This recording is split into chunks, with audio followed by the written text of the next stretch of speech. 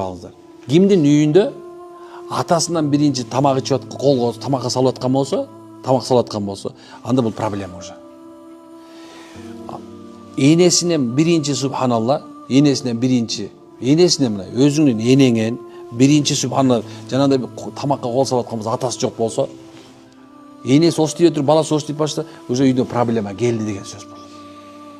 Түшүнүп атасыңарбы? Муну ар бирибиз кылып койсок болот экен. Эмне үчүн? Балам кое тур, чоң атаң келсин.